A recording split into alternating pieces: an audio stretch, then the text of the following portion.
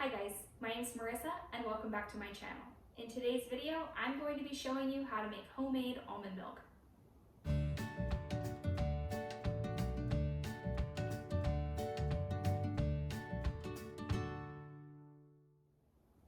One of my children has a dairy allergy.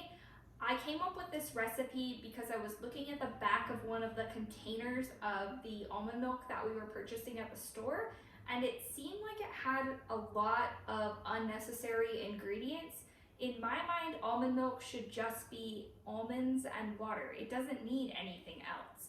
I started doing some research and found that making almond milk from scratch is very easy. The only things that you need to make almond milk at home are almonds and water. That's it. There are a couple of tools that you will need in order to make sure that your almond milk is well blended and is strained. I will be using a Vitamix.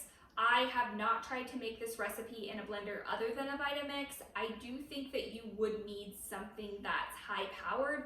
I don't know if just a standard blender would be powerful enough to break up the almonds, but it's certainly worth a try. I just personally can't vouch for whether or not that would work or not. So I'm using a Vitamix.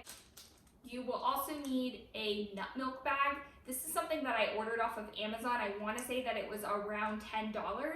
It says on the package that you can also use it to make cold brew coffee and that you can use it to make juices. I have not attempted to try either of those with this. The only thing that I've ever used it for is just to make almond milk. This is what the bag looks like. So you can see it's just a thin mesh bag with a drawstring. You're going to take 1 cup of raw almonds. I buy mine from the bulk food section and add them to a mason jar. You're then going to fill your mason jar up with water and store this in your refrigerator overnight. You do want to make sure that your almonds have soaked for at least 12 hours.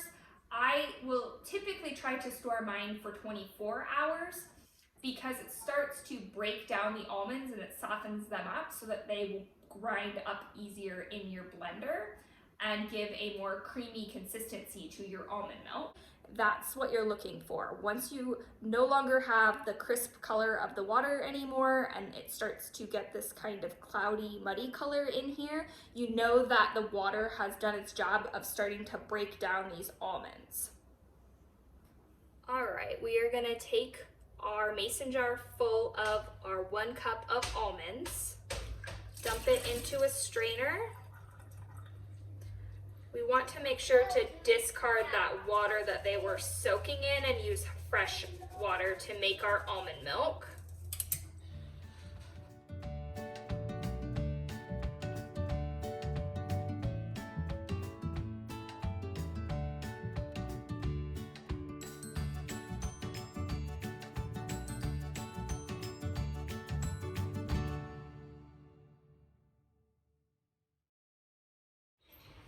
Here's what our almond milk will look like after it's been blended before it's been strained. Let me show you how to strain it. I like to put it into a bowl with a spout so that it's easier to transfer to its serving dish.